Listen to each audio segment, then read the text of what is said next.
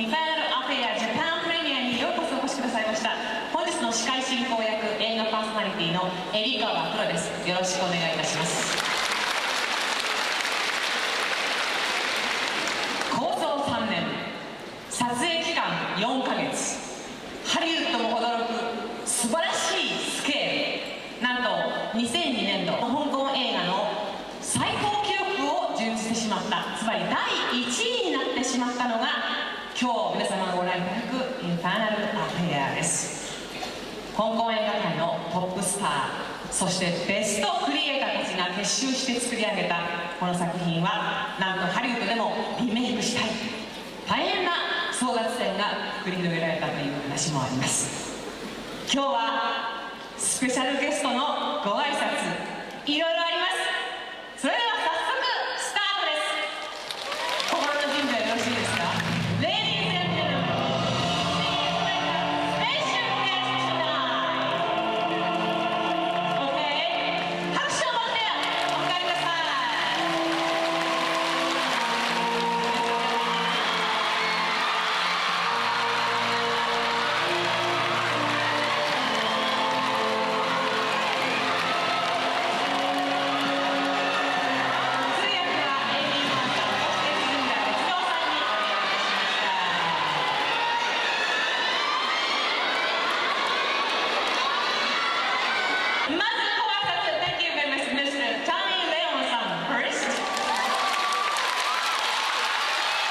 こんばんは。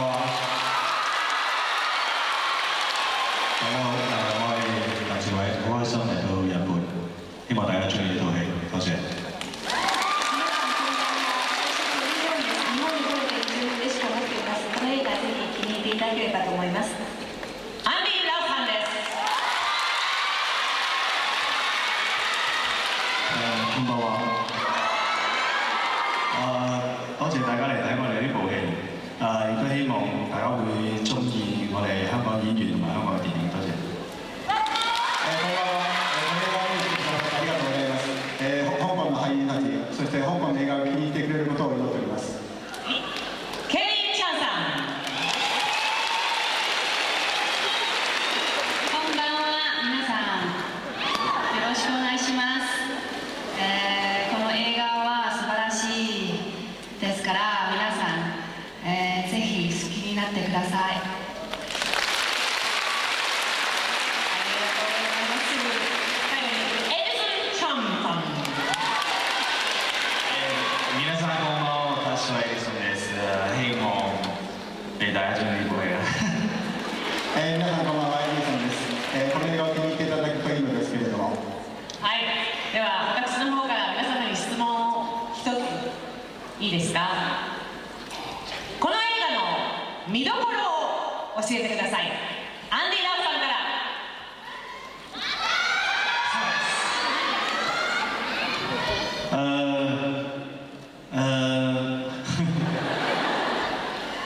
要我揀一場戲都幾難㗎，咁但係我最難忘嗰場戲就係黃秋生死嗰場。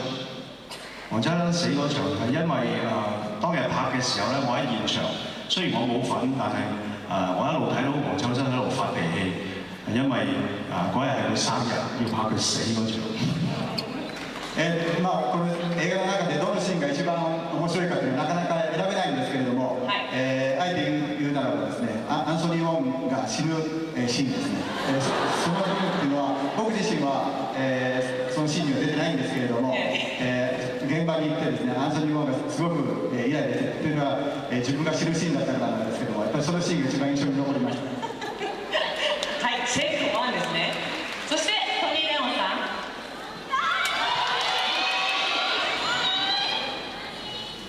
我覺得成套戲都好好睇嘅。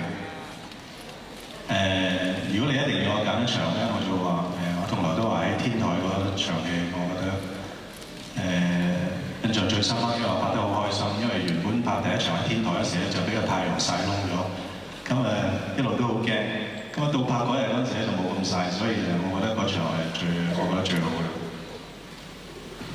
全編非常に通して見応えのある作品ですけれれども素晴らしいと思います。あえて選ぶとしたらアンディとの屋上での対決シーンは非常に印象的でした。で、私は屋上のシーンは2回渡って撮りましたけども、1回目は非常に大変でした。暑かったですし、太陽の照り付けはひどかったですけれども、2回目アンディとのシーンは非常に楽に撮れましたので、思ったよりは楽でした。はい、ありがとうございます。チェック2シーンですね。そしてケリー・ダン我自己就中意梁朝偉同埋Inspector Wong 嗰一 part 咧，佢哋兩個喺度用摩斯密碼一齊喺度溝通緊，咁跟住同一時間咧，劉德華又同阿曾志偉喺度揾緊個卧底出嚟，咁我覺得成件事做得好緊湊，拍得好睇，我呢一個覺得係值得推薦嘅。私が一番好きなシーンはトニーと自分の上司との間ですね、電報機を使ってお互いに知らせる、情報を知らせる、また一方麻薬は取引されているところ、非常に緊迫感があって、非常に私にとって一番大好きなシーンです。皆さんにお勧めしたいと思います。はい、3番目のチェックポイントです。エルソン・チャンさんのおすすめシーン、見どころです。我自己最深刻應該係阿 Sammy 同埋阿劉華啱啱搬入間屋嗰時，因為點講咧？我日日喺香港電視都睇到，唔想記得都要記得啦，係嘛？你拍沙士個短片，所以係咁啦。僕が一番印象に残っているシーンっていうのは、サミー・チェンさんとアンディ・ラオさんが、引っ越しをするシーンなんですけども、そのシーンっていうのは、これ以外に SARS のプロモーションビデオでも同じところで撮ったのが出てるので一番印象に残ってます。はい、ありがとうございました。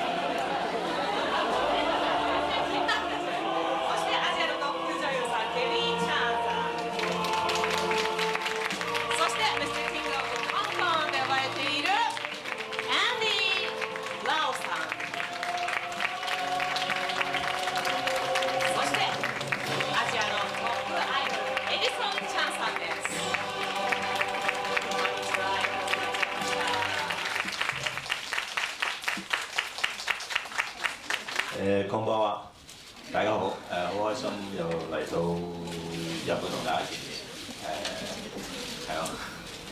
皆さんこんにちは。日本に来てまた皆さんにお会いできて非常に嬉しく思います。ありがとうございます。今確かこんばんはって言いました。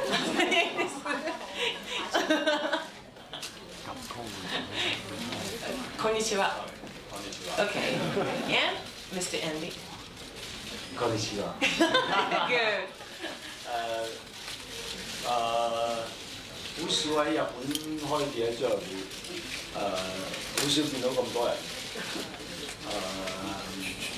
希望大家中意呢部戲啦，多謝晒。日本で記者会見をすることってあまりないし、これだけの多くの人にお会いすることもあまりないんですけれども、皆さんにこの映画が気に入っていただければいいと思っております。みんなもう大好きで気に入っているのでこれなに集まってくださったんです。因為我都好中意睇呢部戲，所以睇晒啦。もう皆さんご覧になったんですか？もちろん、ほら。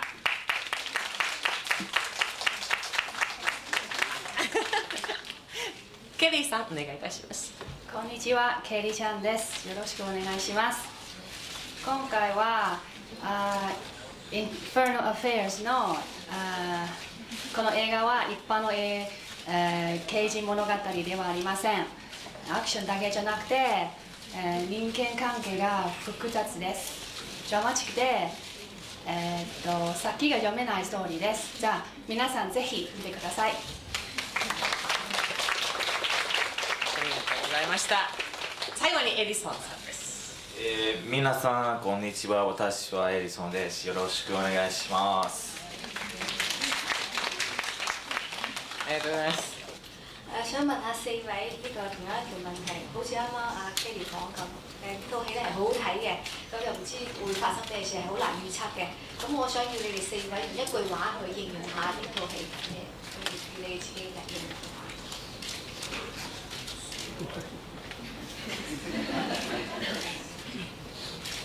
さあ、じゃあレディーファーストでケリーさんからいきましょう。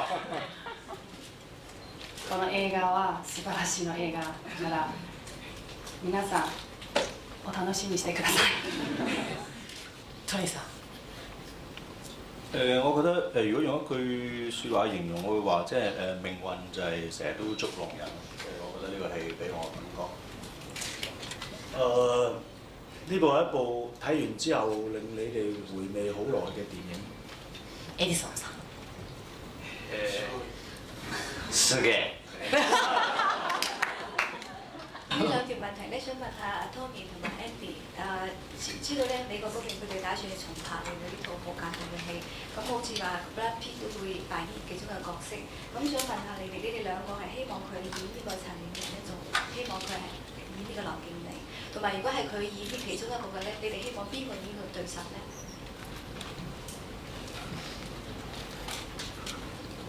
我唔敢希望啊，因為我希望都冇用嘅，因為又唔係好拍。咁但係我總會覺得我一定會好期待，因為我相信喺唔同嘅地方，即係呢個題材其實放喺任何國家都可以嘅。咁但係我覺得喺唔同嘅地方、唔同嘅文化咧，會有啲唔同嘅嘢出嚟。咁希望冇特別希望邊個去做。我諗佢揀咗我哋呢個劇本，都證明咗呢個劇本係寫得非常之完整咯。咁我諗任何一個演員有一個咁完整嘅劇本，我諗都能夠勝任。咁所以邊個做我真係冇乜 idea。咁就如果 Brad Pitt 我諗佢自己揀啦。我諗咁樣會好啲嘅。佢覺得邊個角色會舒服啲嘅，邊度做邊個角色。この脚本は、ハリウッドの方が選ばれたっていうのはやっぱりこの脚本がすごく、完璧なものであるからということだと思います。ですから、誰がやられても、それは構わないと思うし、ブラッド・ピットが、どっちの役柄をやるかっていうのは彼自身に決めていただいた方が、彼がどっちをやった方がやりやすいかということを決めていただいた方がいいかと思います。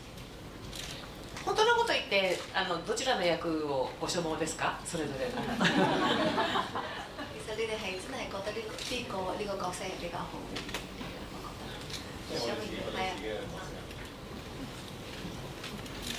喺當初未決定嘅時候咧，就梗係會覺得咧，即係我覺得呢個演員睇個劇本嘅時候咧，就梗係會覺得人哋嗰個好過自己嗰個咯。咁但係當你自己做咗落去之後咧，你自然就會中意咗自己嘅角色。脚本を読んでる段階はいつもやっぱり相手役の方がいいとずっと思っていますだけれども、やはりやった以上はやっぱり自分の役柄に入り込んでいましたので好きです。即係我成日覺得好似你叫嘢食咁咧，即係你自己食緊嗰碟咧，就覺得冇人哋嗰碟好似好味啲嘅咁，即係我覺得嗰個感覺係似係。レストランで注文すると同じようにいつも自分が食べているものがまずい、相手が食べているものが美味しく見えるんです。隣の芝生が青く見えるという日本のことがあったりするんですけど。日本都有呢句話，日本都係覺得人哋嘅花係更加靚更加。係啊，但係原來食落自己嗰個都唔錯。でも本当は自分食べているものも美味しいですよ実は。咁或者你想問下你哋兩個，如果係喺美國重拍呢套戲嘅話，你哋想邊個女演員同你哋做呢個對手戲呢？係咪我哋自己做翻？でその相手役は、女性は私たち選べますけれども、その主演を私たちはもしそのままやってもいいんですかね。それによって話が変わります。なるほど、ブラッド・ピット。對我冇乜關係㗎。私とあんまり関係ない話。想問幾位問題啦，就話係寫嘅幾位都同時答，就話你哋都係香港嘅大明星，你以前都出演過好多，做過好多套戲。咁你當初接拍呢套戲嘅時候，有冇諗過，有冇預測過呢套戲會係咁 hit 嘅咧？我一定冇啦，因為我就諗住拍2日戲嘅啫嘛，咁點知就拍咗2日之後，嚟緊第3集又有自己嘅份咁即係拍嗰陣時唔知咯，因為但係睇完呢部戲，覺得呢部戲真係好精彩咯。從來都冇諗過，因為唔敢諗，因為我成日都覺得，如果你好多期望咧，就會換嚟好大嘅失望。即係你其實我覺得作為一個演員，你盡力做嗰個戲咧，已經係你能力範圍可以做得到。咁出嚟會係點，或者觀眾中唔中意，票房好唔好，其實係唔係我哋控制到，所以從來我都唔敢期望咁多，反而會有意外收穫。冇啊！我以為我自己部戲都好賣嘅，咁啊，終於等咗20年先等到呢部咯。僕自身は自分が出てる映画っていうのはどれもすごいヒットすると思ってました。點講？因為我之前我拍《願望樹》好耐之前，我已經聽過呢個無間道呢個故事。嗰陣時我已經覺得個故事非常之好，不過估唔到會咁好咯即係咁想問下 Tommy 同埋 Andy 呢個問題，就係話知道咧第2集咧係講翻即係第1集發生之前嘅一啲事，咁就知道唔知呢個無間道嘅第3集係咪講乜嘢？係咪就迎嚟一個大結局咧？咁你可唔可以即係話就你哋可以講嘅範圍嚟同我哋介紹下？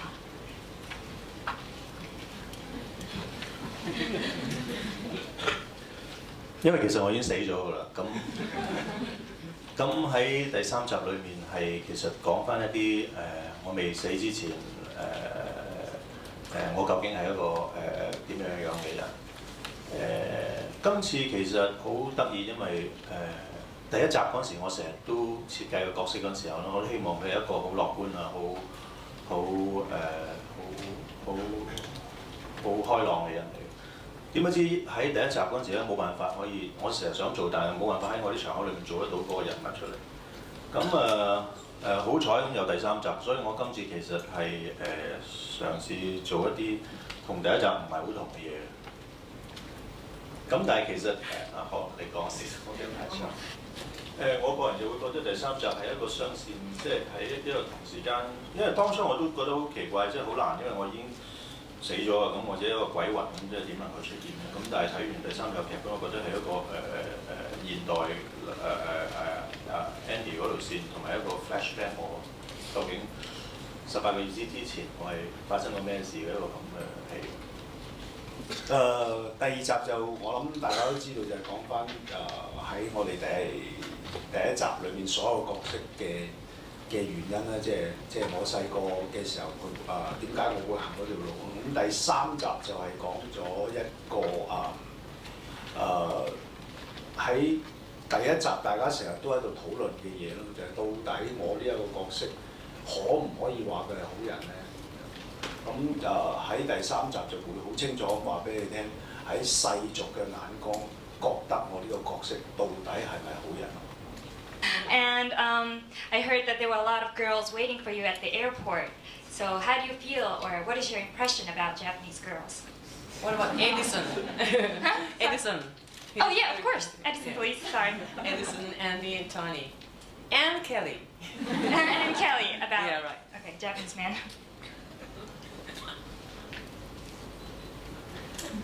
我出機場嗰時得一個人等我嘅，所以個女仔嘅感覺好日本咯，好可愛啊！係咯，好想同佢哋傾偈，但係又講唔到咁。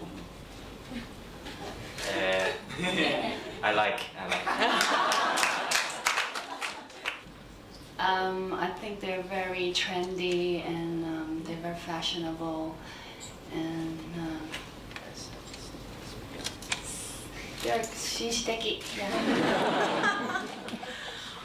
想問 Edison 咧，咁最初知道你要演劉德華五大明星嘅童年時期個角色嘅時候咧，你有咩感覺咧？同埋有冇壓力咧？佢哋一開頭叫我拍劉德華年青嗰陣時，我有少少即係覺得少少奇怪，因為我唔即係嗰陣時我唔會覺得我好似我唔覺得我似佢啦，即係嗰陣時。不過即係拍翻出嚟嗰時就覺得啊係喎，即係有少少似喎嗰個壓力。第一集就即係冇乜咯，講真，因為我嗰陣時成個劇本啊、整體嘅嘢我都唔係好清楚，同埋我講真，我出即係拍咗諗40幾秒嘅啫，我出只有40幾秒一分鐘，冇乜壓力嘅嚇。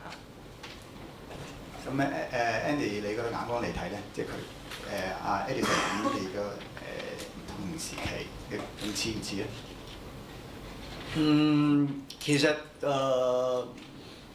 無論似唔似都好，其實我哋兩個人準備去演係一個角色嚟。咁其實我哋before 我哋拍呢度之前，雖然佢係出好短嘅時間，但係佢都會不時咁樣揾我，然後大家研究究竟我哋一齊演同一個角色嘅時候有咩共通點。首先想問 Tony 啦，同埋 Andy， 即係話 Tony，你對作為一個演員，你係點評價呢個華仔嘅？同埋華仔咧有冇翻嚟？你點評價佢嘅？同埋第二條問題想問下 Kelly， 今日點解戴個手襪嘅？有咩特別嘅意思啊？其實我同華仔係喺拍電視劇嘅時候已經合作過，即係好多年前。咁一向以嚟個印象就係覺得華仔好專業啦，好認真啦，同埋好有活力。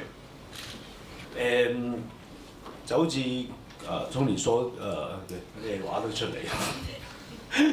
好似阿 Tony 講就係，因為我哋好早就已經認識啦。咁喺我哋訓練班之後就不停咁有某長，即係隔一段長嘅時間就有一次合作。咁每一次合作都會覺得嗰種認真啦，或者嗰種專業啦。我諗喺訓練班出嚟嘅演員大部分都有。咁佢俾我感覺就係永遠喺佢眼裏邊都有啲嘢想同你講，嗰種憂鬱咧係一路落嚟我都覺得有。咁所以今次呢個角色我哋淨係睇個 poster 就知，已經有呢種感覺。咁再合作嘅時候覺得成熟咗好多，同埋掌握演技嗰方面係更加迅速。最後にプロフェッショナルな質問。グリーンの手袋の意味は？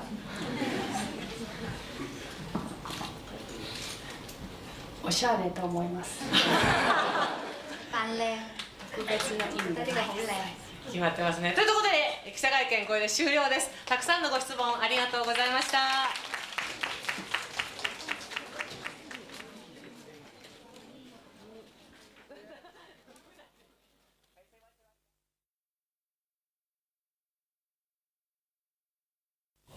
其實咧，無間道呢出戲咧，初喺劇本嗰個階段咧，你就已經有參與嘅，一齊大家係傾點樣啊，個劇本點寫啊成啊。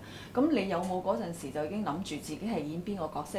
演阿劉個角色定係演阿仁個角色咧？我睇到劇本之後，其實兩個角色對我嚟講都好挑戰性嘅。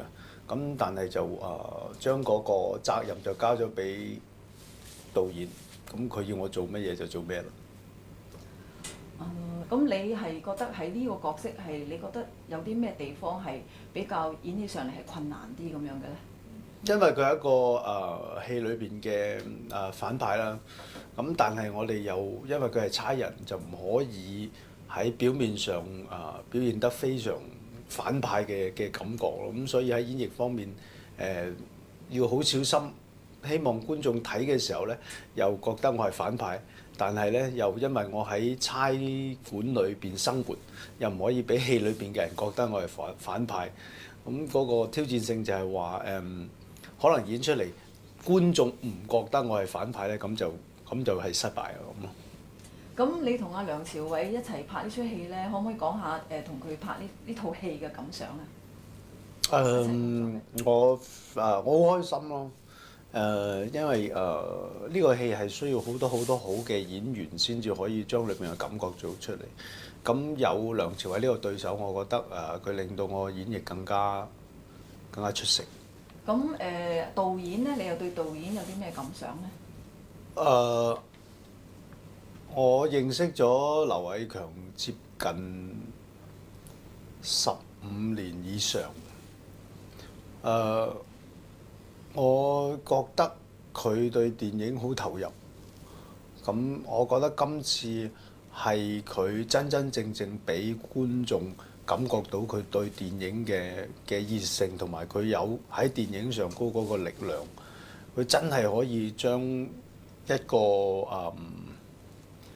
個劇本變成一個真實。或者係有啲咩 happening 啊，你會係覺得比較即係印象深刻啲嘅。喺呢出戲有冇一啲咁樣嘅嘢咧？喺天台拍咯，因為我哋部戲咧就係喺冬天上嘅，咁所以我哋拍攝嘅過程裏邊咧，好希望我哋係着得比較冬天啲嘅。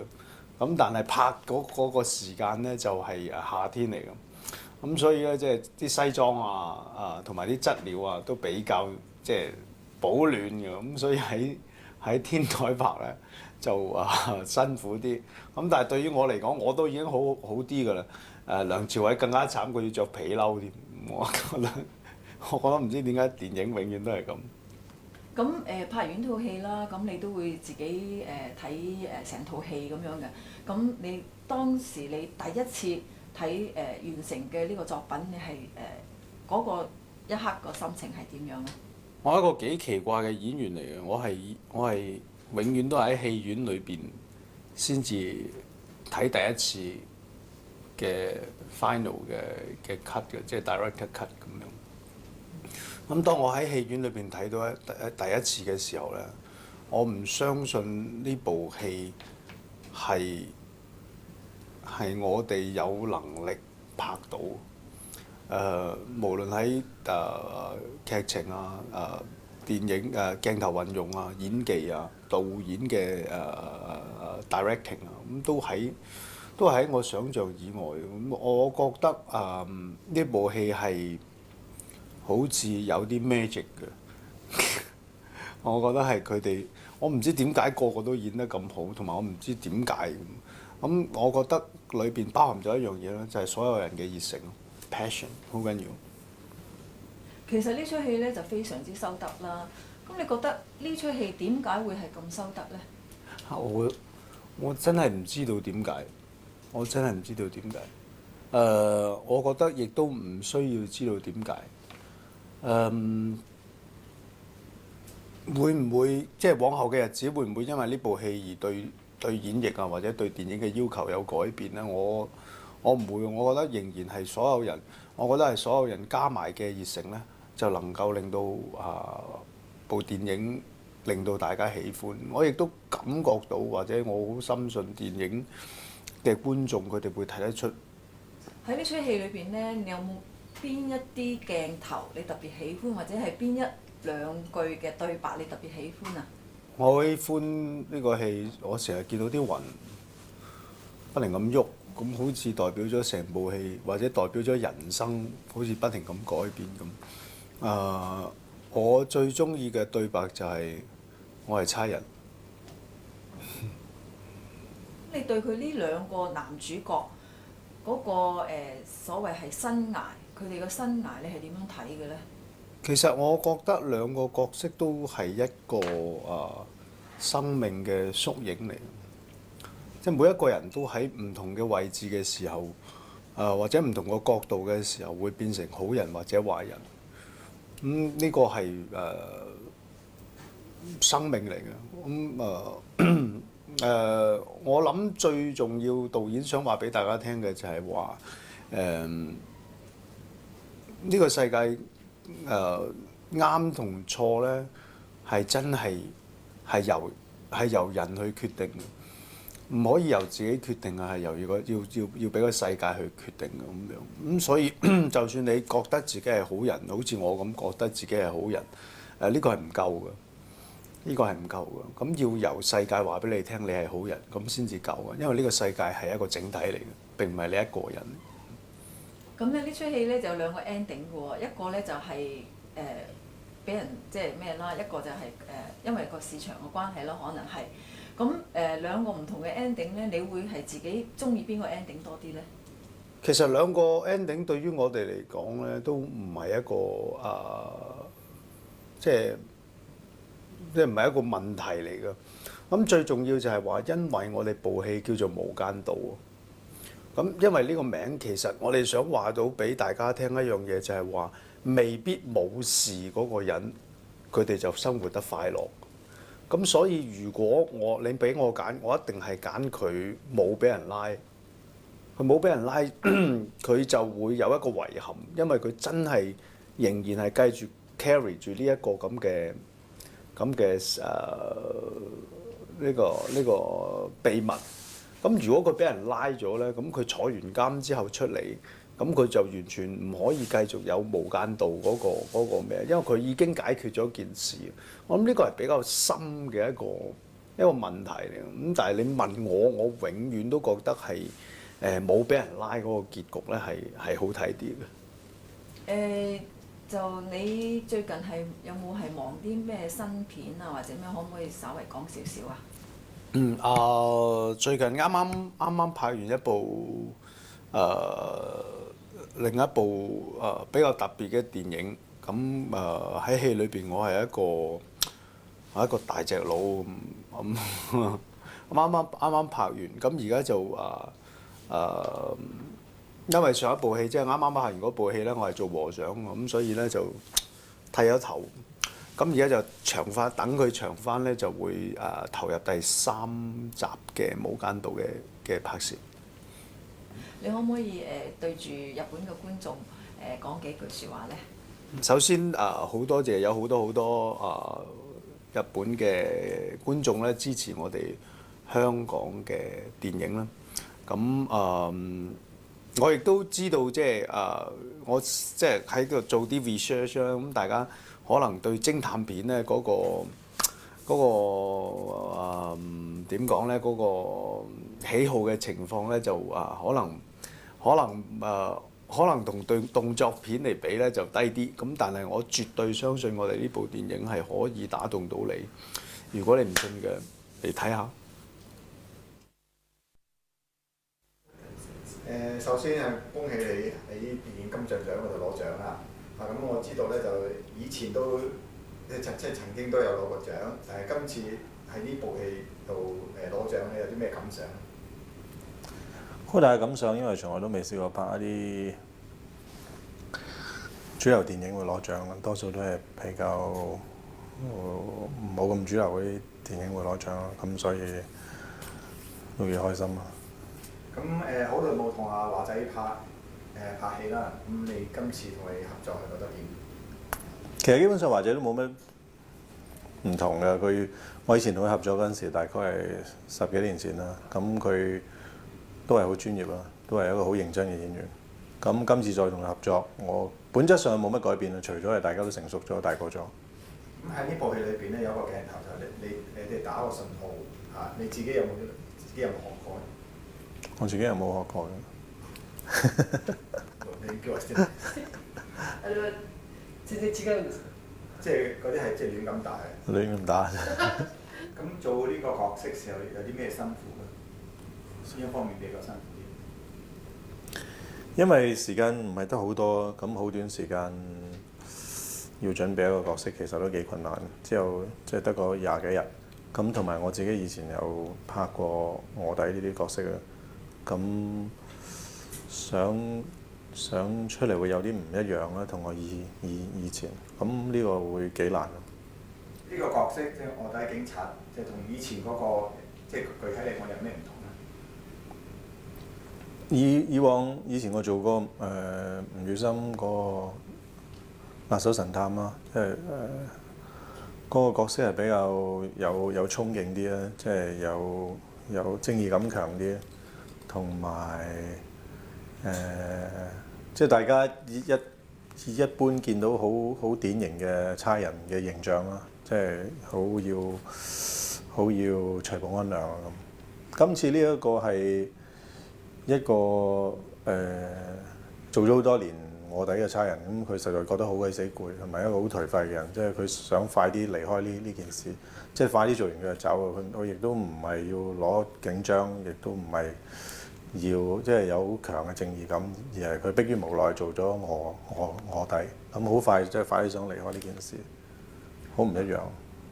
我自己覺得咧就其中一場戲咧喺天台嗰度，話黃秋生你同佢講咧3年又3年，即係呢個鏡頭咧，即係我自己覺得就好有深刻嘅印象。你自己中唔中意呢個鏡頭？我都中意㗎，因為係咯，對我嚟講都好深刻㗎，因為嗰日好曬，曬到我燶咗。咁第二咧就係、其實因為嗰場戲係原本個劇本唔係咁嘅。咁然後我翻去睇完之後，我話導演啊，呢對白要改一改先得。咁嗰日於是乎我哋就將成場戲改咗，即係再重新再做。咁華仔個角色同埋你自己個角色咧，呢兩個人咧個生活就即係完全相反啦。咁你對佢哋嘅生活覺得點？或者我就覺得華仔個角色係比較主動啲咯，比較 aggressive 啲啊，係進取啲。我個角色係比較被動啲嘅，同埋撇啲咯，即係好多嘢都即係希望快啲走，快啲離開。咁最後咧就即係要望住個鏡頭對住即係入邊個觀眾，即係要打個招呼，即係俾個 message。各位日本嘅觀眾，你哋好，我係梁朝偉，希望大家中意《無間道》，祝大家身體健康。咁你拍《無間道》第1集嘅時候咧，有冇一啲即係令你難忘嘅事啊，或者即係事情啊發生過咁樣？咁因為我拍《無間道》我諗我拍咗即係2組戲到嘅啫，我拍咗即係出嚟都係有2-3分鐘到嘅啫。不過如果真真正正要諗翻一樣嘢係喺學堂嗰度啦，學堂嗰度練咯，因為我未試過即係用啲槍啊，我練到呢度係瘀晒咯。跟住有一個位係即係阿樂仔行緊出去嗰陣時，跟住我望佢話我想做佢，跟住有場戲係劉德華要做翻嗰個動作噶嘛，跟住劉德華唔係做翻佢自己嘅角色，係做翻即係扮我咯，即係唔係我扮佢，係佢扮翻我咯。咁好笑咯，因為導演話劉德華你唔係做陳冠希啊，你做劉建明啊，所以因為我講真，我拍嗰陣時好少嘅啫第1集，所以至多都係諗到呢幾個 point 嘅啫。你當時喺日本嗰間學校嗰度讀過書？喺日本學過書係我喐。你對有冇邊一個即係嗰啲 producer 啊，或者啲 director 你係即係中意嘅啲日本？我中意 Mickey 啊，我中意 Mickey 啲嘢，因為講真 Mickey 啲嘢，我覺得喺點講喺全世界佢啲嘢都算係 one of a kind 㗎啦。佢啲嘢好奇怪嘅，佢拍攝嘅方法同一般嘅導演完全唔一樣嘅。佢唔會講俾我聽嗰場戲做咩嘅，佢唔會俾劇本我嘅。佢總之佢會叫我你一行到入間房咧，望住個女人，你唔好笑，你冇任何表情都冇，總之你望啦 ，OK。咁即係我行到入間房，我係完全預唔到嗰度係發生啲咩事嘅，你明唔明？不過都依然要去演部戲啦。同埋我覺得我中意佢係因為你好多 commercial 嘅 film 咧，你係好容易拍到嘅。不過 Mickey 咧個腦咧係其實有少少，即係我覺得佢唔係黐線，不過佢係好 gifted 咯，你明唔明？咁佢可以拍出嚟啲電影係個感覺係非常之唔一樣，同埋你就算你拍完你都唔知出嚟嘅感覺會係咩咯，所以我中意 Mickey 生。即係尤其是你個角色咧，即係因為嗰個戲份就唔係好多啦，所以就即係個個都話即係想睇多啲咁。咁聽講而家第2集都已經拍完係嘛？即係第2集就個戲份都多啲。係而家其實第2集已經拍完㗎啦。咁第2集主要就係會集中翻喺我哋2個年青嘅陳永仁同埋劉建明身上邊。咁但係其他其實都有好多好好嘅演員，例如胡軍啊、吳鎮宇啊，加入咗好多新嘅好有經驗嘅演員去帶住我哋呢2個年青嘅演員。所以今次我自己都覺得係戲份係好平均，但係而且係好好睇啊！即係你自己嘅戲份就比起即係第1集多啲係嘛？係多咗好多嚇，因為今次以我哋2個即係上一集嘅年青比較為主線，咁所以呢一次我同埋 Edison 都會多咗好多嚇。首先想問一問咧，即係關於呢個第一集啦，《無間道》啦。你知道咗你要演個角色係即係梁朝偉後生嗰陣時個角色，你知道咗呢件事之後，你覺得點咧？同埋你有冇啲壓力咧？知道第一件事係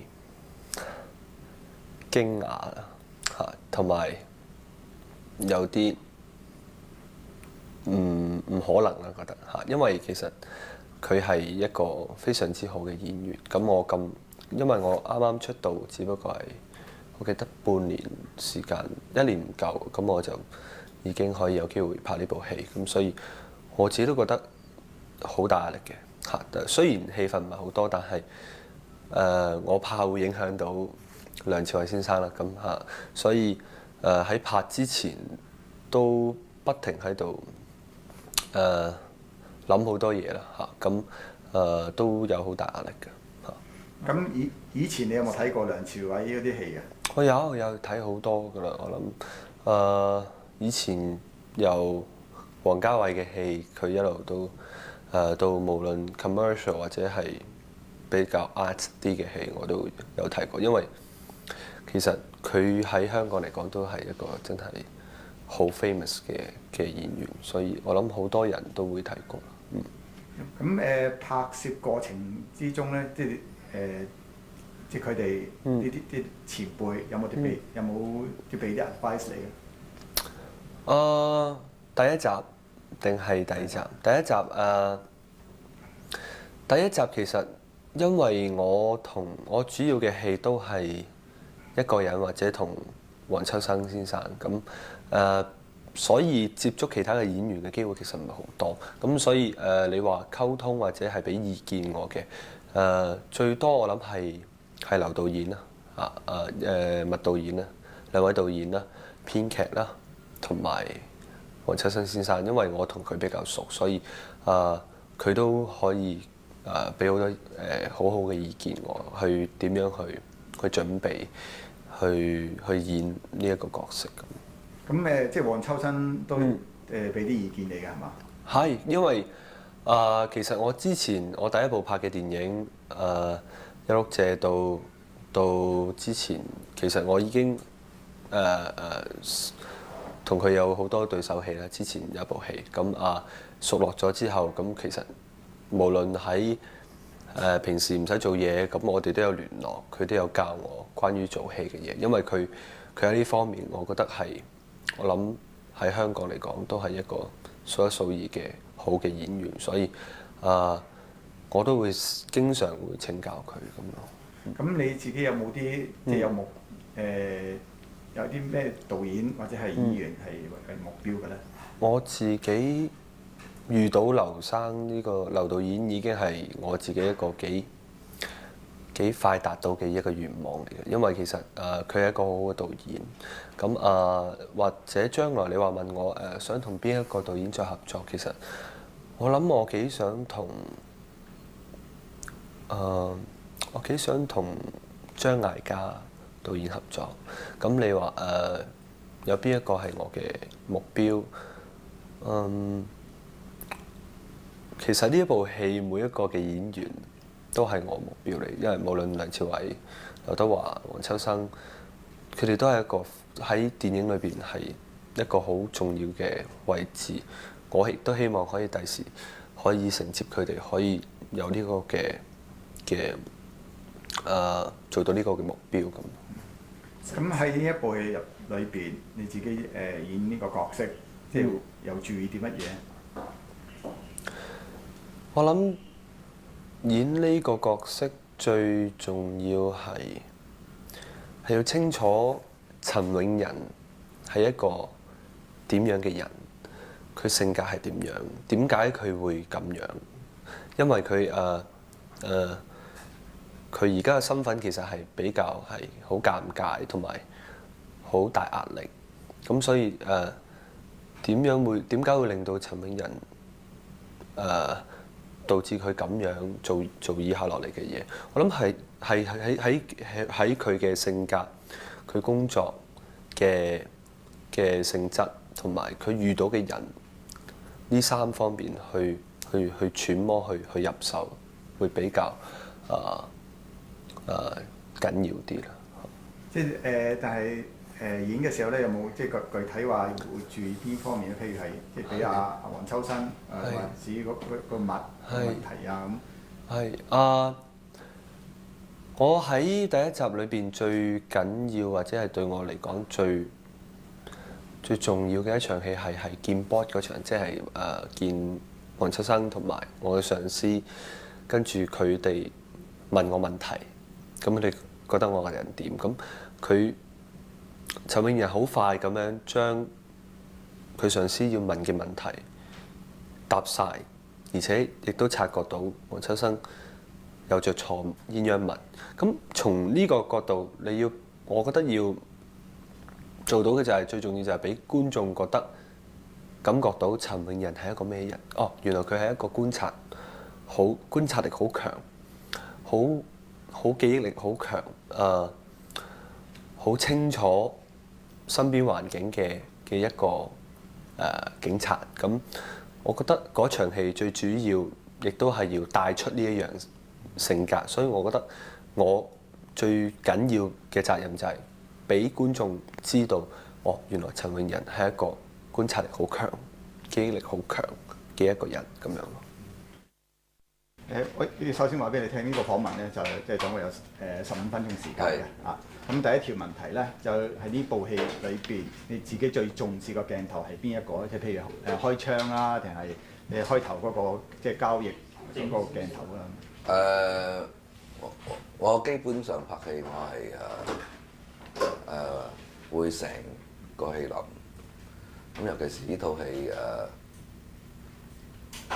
我覺得個劇本要行先，因為好少個香港片會有咗好完善嘅劇本，然後再去揾明星揾好多嘢，咁所以我覺得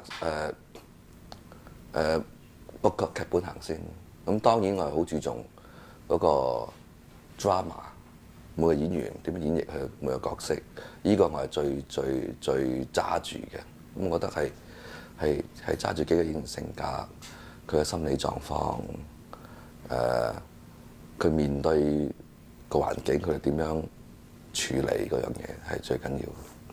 咁呢一部戲咧就唔單止喺香港、亞洲各地都即係好賣座。咁你認為咧呢個原因喺邊度咧？當然第一個原因係好彩啦，好彩啦。我諗其次係可能今次我哋嘅工作個態度，同埋每個人同埋上下台前幕後都好用心去拍呢部戲。我好記得嗰4個演員臨開鏡前都好緊張，打俾我，喂，我哋係咪要再討論多次點樣演繹方法啊？係咪應該咁樣啊？無論演員同埋每個幕後各部門，譬如美術、攝影、服裝方面，都好全程去投入呢樣嘢，我諗變咗就係我諗係個心啦，可能成功就係因為大家都擺個心落去，想拍好呢部戲，咁所以攞到今次咁好嘅成績咯。咁拍呢部戲嘅時候咧，你點樣做 casting 嘅咧？即係點解揀咗佢哋咧？最開始當然呢個劇本，我覺得可能用一啲新人都可以拍，因為我對個劇本好有信心。但係後來我覺得，我已經有咁好嘅劇本，我咪需要用啲更加好嘅演員去做啦。咁同埋喺嗰個市場嘅方面，我都要考慮。我會有呢啲咁 casting， 我就可能會拍到咁大嘅 budget。咁所以就我就考慮用最 top 嘅香港演員。咁當然劉德華同梁朝偉，我係好首選嘅。咁當初我哋都傾過，可能都有啲另外一種選擇，但係我收尾真係我下定決心，我一定要揾佢哋兩個，因為當我想起佢兩個，我就睇劇本之後，就越睇我就越覺得佢哋兩個好適合，所以就揾咗佢兩個啦。咁我哋俾劇本你睇啦，咁啊俾華仔啦，俾你睇先，佢就得啦。一睇完之後冇問題，你拍我就埋嚟。咁跟住我哋去揾翻嚟偉仔，偉仔係同樣反應。一睇完劇本之後 ，OK， 冇問題。咁問題就兩個答完之後就出現咗啦。其實出現咗，邊個演邊個咧？咁初大家都好禮讓嘅，或者話冇所謂啊，偉仔揀咩，我咪做第二個咯。偉仔又好禮讓，華仔揀乜我就揀乜。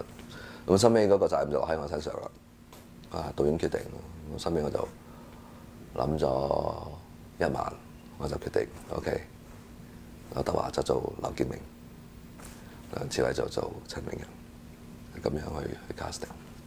咁聽講呢一部戲咧，就遲啲喺荷里活嗰邊重拍嘅喎。係。咁就你認為咧，就到時即係重拍嘅時候咧，嗰個效果會點樣咧？同埋咁我相信會好先啦。咁因為荷里活個製作拍攝環境係，我諗相信比香港會好好多啦。無論budget上好多嘢都好多。咁我都好希望佢會拍得好好睇。到時我就去睇人，同我比較下有咩分別。咁我相信佢哋會拍得好。咁聽講呢一部戲咧就有第2集、第3集咧。其實係咪即係拍第1集嘅時候已經諗埋第2集、第3集咧？同埋你另外一個問題就你對香港電影有啲咩期望咧？其實當然，當我係寫劇本嗰時，我哋當然未諗到可以開到第2集。咁當然第1集劇本其實已經有好多嘢喺樹，可以發展到所謂前傳，或者可能第3日叫後傳，有咁足夠嘅材料喺度。但係我哋都唔會講出嚟話，我哋將會有2、3。咁因為好現實嘅。你要睇下票房得唔得啦？即係好似嗰時拍古惑仔一樣。我係當然唔敢講話我可以拍到1、2、3、4、5、6、7集。咁但係都每次劇都好因應我哋嘅票房收幾多，你只有機會拍到嗰集。呢個係好現實嘅因素嚟嘅。咁喺無間道都係因為係咁樣。我唔拍之前。無間道我唔會宣佈話我有2或者3，咁當然拍到中途你就知道，你因為知道套戲你會好，可能第時會票房會收，你就有機會再講多啲故仔出嚟。呢個其實我哋想嘅，因為一個故仔係唔定止個半鐘頭或者2個鐘頭，其實仲有好多空間前後。咁其實好多導演都想再講多啲嘢。咁個機會就係睇你套戲收唔收得啦，即係收得你就繼續會有啦。咁但係無間道就係我哋都決定1、2、3，我哋就停㗎啦，就唔同人事。我啲拍到1、2、3、4、5、6、7咁樣。咁係啊，係因應係根本就係好多材料喺度嘅。咁係視乎我哋點樣去再整翻好啲出嚟。咁對香港電影有咩期望咧？我期望梗係想香港電影又慢慢好翻啦。咁好多因素，香港電影我覺得都會好嘅，因為我哋後邊有大陸市場，如果大陸市場開放，個片量會要求好多。咁但係我都希望即係大家工作者唔好因為有呢個大陸市場而去濫拍咯。我覺得就其實去翻近時嗰個睇法，因為近時我哋而家香港電影可以去到亞洲好多地方，咁而家就好似變咗好多地方我哋都式微咗咁樣。咁其實我覺得我哋電影工作者再去翻近時拍戲嗰個水準，而喺亞洲各地我哋開始起翻，我覺得都係一個好好嘅前途嚟嘅。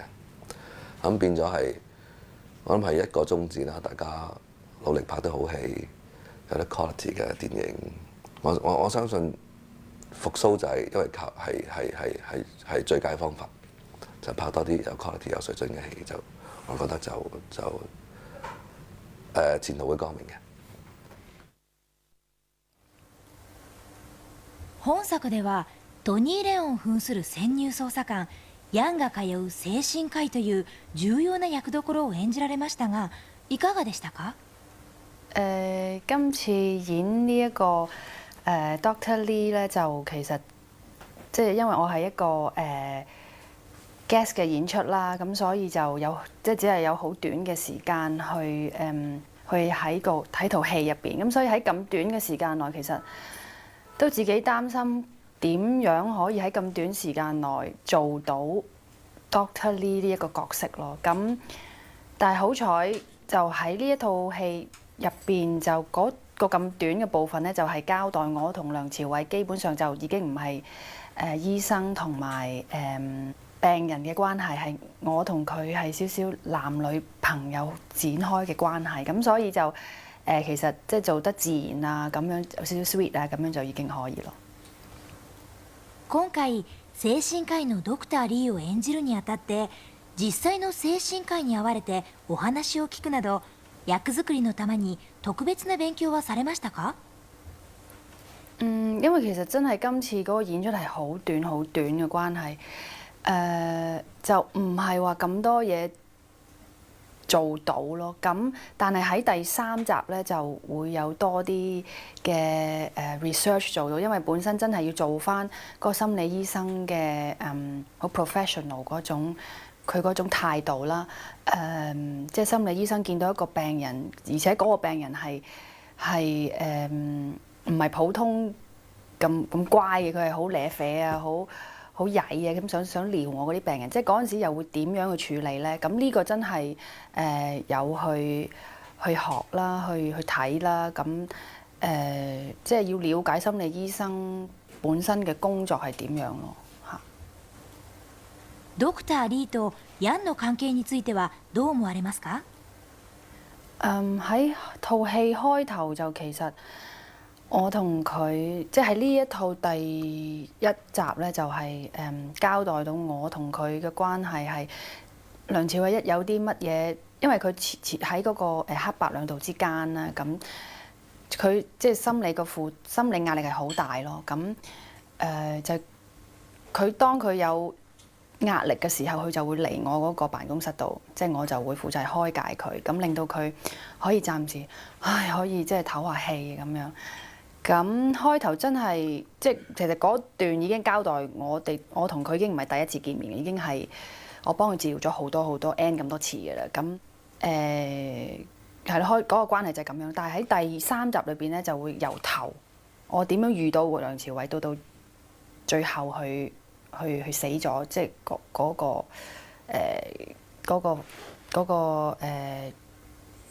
嗰件事，即係會唔會長啲咁樣咯？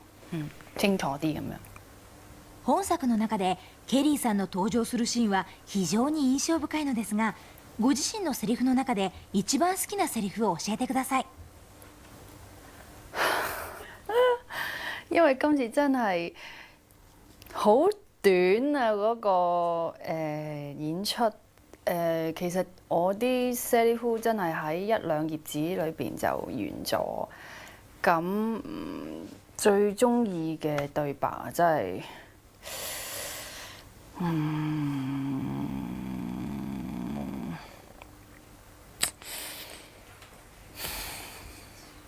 我唔係好記得我講啲咩對白喎，大佬。警察我都係。哦，警察我都係。其中一句對白就係話阿 Tony Leung 話佢係警察，咁跟住我都係咁樣咯。本作はマフィアと警察の世界を描いているにもかかわらず、女性の支持を受けるのはなぜだと思われますか？點解啊？咁套戲本身有咁多靚仔嘅主角啦，咁套戲本身係一個即係一個好聰明嘅佈局，即始終即係冇分男女嘅，即係都大家對即係黑社會下或者警察，即係處喺中間人，即係都會覺得好好奇咯，即係想知道佢哋嘅世界係點樣，咁所以其實都冇分男女嘅嚇。Infernal Affairs は一般の刑事物語ではありません。アクションだけじゃなくて、人間関係が複雑です。ドラマチックで先が読めないストーリーです。じゃあ皆さんぜひ見てください。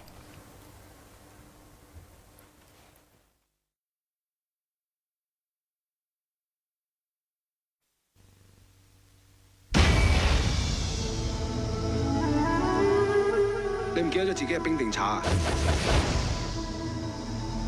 幫我查下邊個？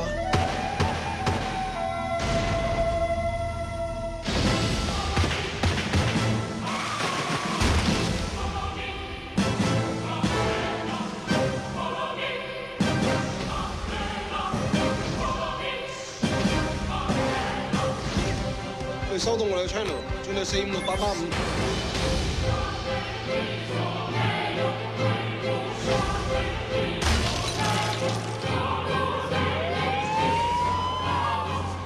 你就係嗰隻牌。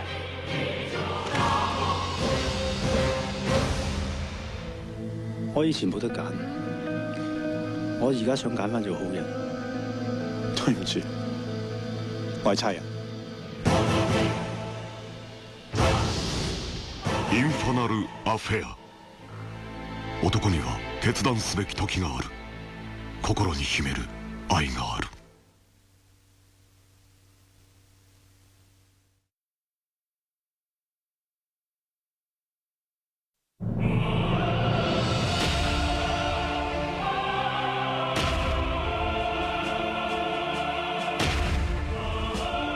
エリート警察官、実はマフィア。マフィアの幹部、実は潜入捜査官。運命を入れ替えられた男たちの対決、裏切り、秘められた愛。大家咁話。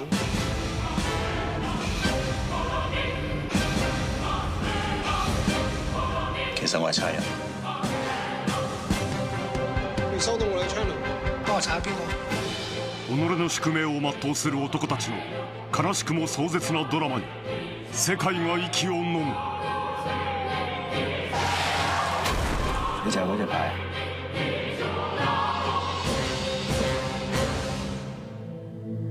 我以前冇得揀，我而家想揀翻做好人。對唔住，我係差人。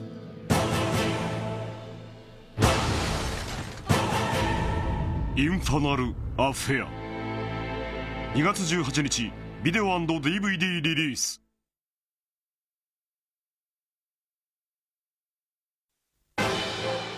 エリート警察官、実はマフィア。マフィアの幹部、実は警察官。你就係嗰隻牌。宿命の対決が今始まる。インファナル・アフェア。